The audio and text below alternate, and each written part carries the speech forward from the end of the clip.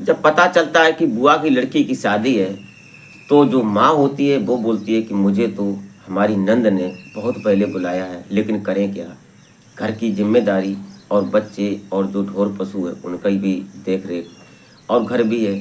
लेकिन उसका पति जो होता है वो बोलता है कि मुझे भी दीदी ने पहले बुलाया है। उसी के साथ जो उसकी बेटी होती है वो भी अब तैयार थी, लगभग 19-20 साल की थी। वो बोलती है कि मुझे तो मेरी दीदी ने बुलाया है, मैं पहले जाऊंगी। उसका भाई जो होता है वो बोलता है कि मुझे भी दीदी ने बुलाया है। लेकिन बाद में ये हो जाता है कि लड़के से बोला जाता है कि तुम घर पर बने रहो और हम और तुम्हारी दीदी और मम्मी तीनों लोग चले जाते हैं।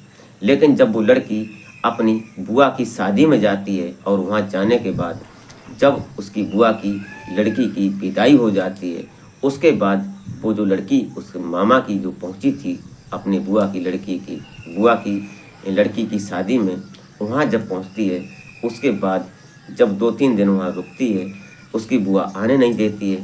लेकिन फिर जो बुआ का लड़का होता है उस लड़की के साथ गलत काम कर देता है मौका मिलते ही, क्योंकि वो लड़की इतनी सुंदर हीरो थी। उसके बाद फिर उस लड़की ने उस अपने बुआ के लड़के का इस तरह से हनन किया, जो कि पुलिस ने उस केस को इतना हाई प्रोफाइल लिया और उस केस की सज़ा कम कर दी थी। क्या हुआ था इस कहानी में वो जानेंगे इस वीडियो के माध्यम से, तो आप इस घटना में अंत तक जरूर बने रहिएगा और घटना को पॉइंट टू पॉइंट समझने की कोशिश करते हैं। और आशा करते हैं कि आप अपनी फैमिली अपने परिजनों के साथ बेहद खुश मस्त होंगे। तो वीडियो में आगे बढ़ने से पहले आपसे बस वो एक छोटी सी रिक्वेस्ट कि हमारे चैनल पर आप पहली बार अगर आए हैं तो प्लीज़ हमारे चैनल को सब्सक्राइब जरूर कर लें। इससे हमारा हौसला बढ़ता है, हमारा मोटिव बढ़ता है। और वीडियो जरा सी भी अच्छी लगे तो एक लाइक जरूर कर दिया करें। और हमारे इस यूट्यूब मंच पर आपका बहुत बहुत स्वागत है। मैं आभार व्यक्त करता हूँ, आपको नमन करता हूँ आपके प्यार और सपोर्ट को। तो नमस्कार, आदाब, शास्त्रीय काल। मैं अजय कोहली। आज की जो सच्ची घटना मैं आपको सुनाने जा रहा हूँ, बताने जा रहा हूँ, घटना महाराष्ट्र प्रदेश का एक शहर पड़ता है, जिला पड़ता है नागपुर, और नागपुर से सटा एक छोटा सा गांव। यहाँ की रहने वाली अंजू अंजू की बुआ की लड़की की शादी थी। अब ये पूरा परिवार, जैसा कि हमने पहले बताया आपको, पूरा परिवार तैयार हो जाता है क्योंकि बुआ की लड़की की जो शादी थी। अंजू 19 साल की लड़की होती है, देखने सुनने में बेहद खूबसूरत थी। उसकी शादी की अगर बात करी जाए तो उस लड़की से कोई भी शादी करने को तैयार हो जाए और फ्री में शादी कर ले, क्योंकि उसको कुदरत ने इतनी नियामत बरती थी कि वो देखने सुनने में इतनी खूबसूरत जो थी। उसके बाद जब इसकी बुआ की लड़की की शादी होनी थी, तो पता चलता है कि अभी 7 दिन बचे हैं। और इधर जो अंजू होती है अपने स्कूल से छुट्टी ले लेती है और वहाँ से अपनी रिक्वेस्ट लगा देती है स्कूल में कि मैं 8 दिन के लिए नहीं आ पाऊँगी। बारात थी आनी उस दिन से और 8 दिन की उसने छुट्टी ले रखी थी। इधर अंजू की माँ जो होती है वो कई बार रोकने की कोशिश करती है कि देखो तुम ज़्यादा दिन वहाँ मत रुको, कुछ गलत सुलत हो जाए, क्या पता, आज का समय बहुत खराब है। लेकिन अंजू बोलती है कि अंजू की और जो बुआ की लड़की थी उससे फ़ोन पर हर दिन बात हुआ करती थी, शाम को बात होती थी। उससे उसका प्रेम था, वो अपनी बहन जैसी दोनों बहनें मानते थे आपस में, इसलिए उसका लगाव ज़्यादा था। अब अंजू बोलती है कि देखो मम्मी, मैं बिल्कुल नहीं मानूंगी, मैं वहाँ जाऊंगी पहले और बाद में आऊंगी। उसके पिता ने भी समझाने की कोशिश की, लेकिन अंजू नहीं मानी। तो अंजू और उसका जो भाई था अनुज, वो एक दिन उसको बाइक पर बैठाता है और उसकी बुआ के यहाँ छोड़कर आ जाता है। जिस दिन बारात आनी थी उस दिन अंजू की मम्मी और पापा ये दोनों लोग वहाँ बारात में पहुँच जाते हैं। अब जो अंजू के पिता थे, रात को बरमाला हो जाती है स्टेज हो जाने के बाद, वो अपनी बाइक उठाते हैं और अपने घर चले आते हैं, क्योंकि उन्हें घर भी देखना था। घर पर अनुज ही था अकेला, इसलिए वो आ जाते हैं सुबह। और उसके बाद अब जो अंजू की माँ थी और अंजू, ये दोनों लोग अपनी बुआ के यहाँ रह जाते हैं। सुबह शादी जो लड़की थी, बारात विदा होती है और उसके बाद जो अंजू की बुआ होती है बहुत रोती है, क्योंकि उसकी बेटी की जब विदाई होती है तो अक्सर परिवार में रोया जाता है। कुछ रस्में हैं और कुछ दर्द भी होता है। लेकिन अब वहाँ पर रोवा होने के बाद जो दोपहर हो जाती है, उसके बाद जो अंजू की माँ थी वो भी बोलती है कि मैं भी अब जा रही हूँ और तू चल हमारे साथ, लेकिन अंजू बोलती है कि मैं नहीं जाऊँगी अभी, बुआ रोक रही है, बुआ नाराज़ हो जाएगी, इसलिए मैं अभी नहीं जाऊँगी, तुम चली जाओ और पापा चले गए, कोई बात नहीं। अब वो अपना टेम्पू पकड़ती है सवारी से, कैसे करके अंजू की माँ अपने घर आ जाती है। अंजू वहीं रुक जाती है। एक दिन गुजर जाता है, 2 दिन गुजर जाता है। अब वो इतनी सुंदर थी अंजू और चंचल भी थी, साथ में पढ़ने लिखने में भी होशियार थी। कुदरत ने उसको स्पेशल गिफ्ट दिया था सुंदरता में। अब वो सब घर का सारा काम करती थी, उसके बाद सबको हंसाती खिलाती रहती थी। ये बात कहीं ना कहीं जो अंजू की बुआ का लड़का होता है उसको भा जाती है और वो उसको दिल हार बैठता है। वो अंदर ही अंदर उसको चाहने लगा था, उसके अंदर एक प्लान चलने लगा था कि मैं इसके साथ कुछ करूँगा, और ये सब उसके दिमाग में चल रहा था। एक दिन मौका ऐसा लगता है कि वहीं पर एक रिश्तेदार आई थी जिसकी उम्र महिला की लगभग 50 साल के आसपास थी। उसको पेट खराब हो जाता है, तो उसी के साथ में अंजू दोनों लोग सोया करते थे एक कमरे में। अब जो महिला थी वो बार बार निकलती थी, बाथरूम जाती थी, उसका पेट गड़बड़ हो गया था। अंजू उसी बेड पर सोई थी। तभी मौका पाते ही उसकी बुआ का जो लड़का होता है, जैसे ही वो महिला अंदर जाती है वॉशरूम में, वो तुरंत मौका पाते ही अंदर घुस जाता है और सिरकनी अंदर की लगा लेता है। उसके बाद उस अंजू के साथ वो गलत कर देता है। पहले उसके साथ छेड़खानी करता है, जैसे अंजू चिल्लाने की कोशिश करती है तो कहीं ना कहीं उसका गला पकड़ लेता है। उसके बाद वो उसके साथ गलत काम कर देता है।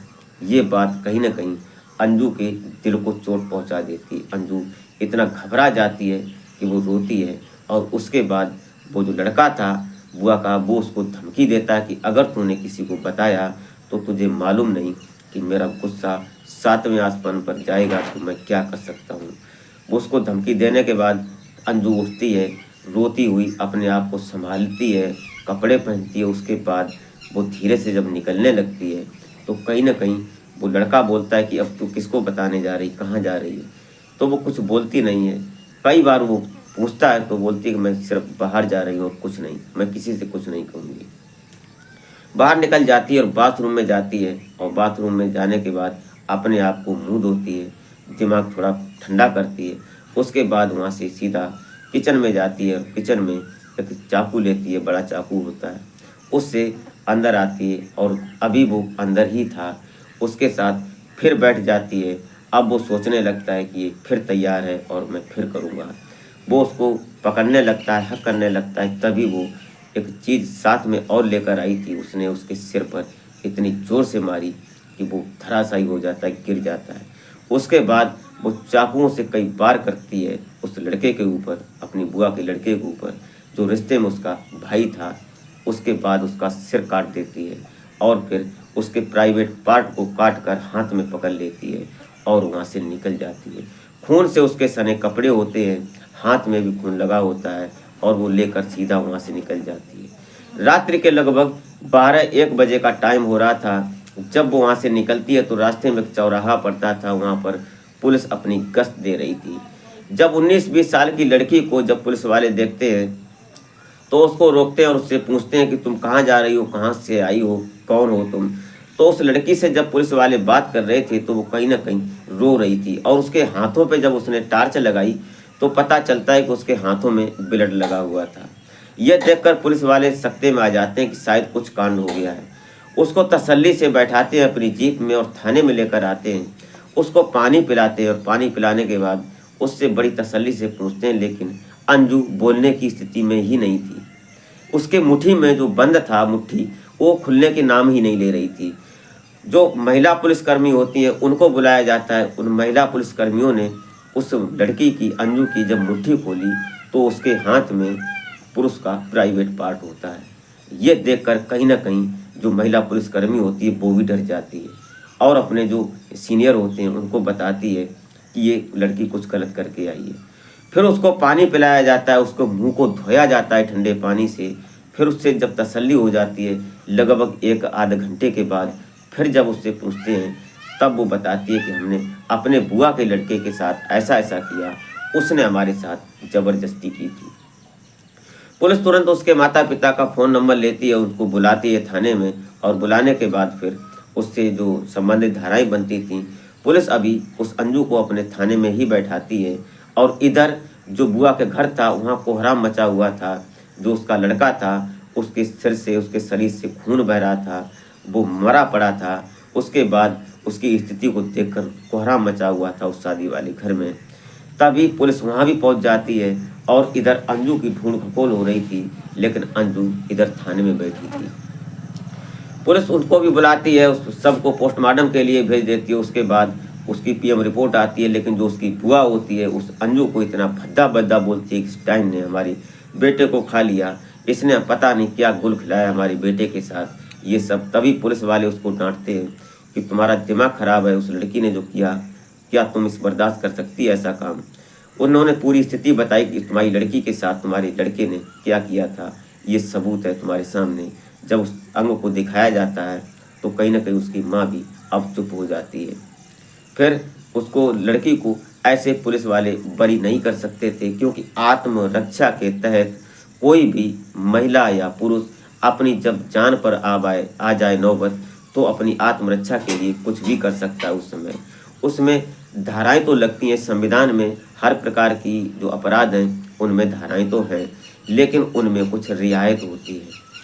पुलिस ने कोर्ट के समक्ष पेश किया और उसके बाद उसके ऊपर सजा बोली गई। और सजा, अगर जो मर्डर केस लगता 302 अगर लगती तो शायद उसको कई सालों जेल में रहना पड़ता, 20 साल, लेकिन ऐसा कुछ नहीं हुआ। कोर्ट ने भी समय की स्थिति को समझा, वक्त की नज़ाकत को देखते हुए कोर्ट ने इसको 7 महीने की सिर्फ सज़ा दी। और 7 महीने की सज़ा उसने बड़े प्यार और बड़ी इज्जत के साथ जेल में काटने के लिए वो तैयार हो गई। उसके बाद 7 महीने की सज़ा 3.5 महीने में पूरी करके वो इज्जत से बाहर आ जाती है। उस अंजू के लिए आप क्या कहना चाहेंगे कमेंट में ज़रूर लिखें। दोस्तों, ये रही कहानी, आप क्या समझते हैं उस अंजू के लिए ज़रूर बताएं। इस घटनाक्रम को सुनाने का उद्देश्य किसी को हैरान या परेशान करना नहीं था, बल्कि जागरूक करना होता है कि कहीं भी हमारा परिवार ऐसी जगह पर न फंस जाए जो कि हमारे सामने कोई समस्या आ सके। इसलिए आगे से आगाह करने की हम कोशिश करते हैं। आप अपना और अपने परिवार का बेहतर तरीके से ख्याल रखें। इसी के साथ मिलते हैं फिर नेक्स्ट वीडियो में, तब तक के लिए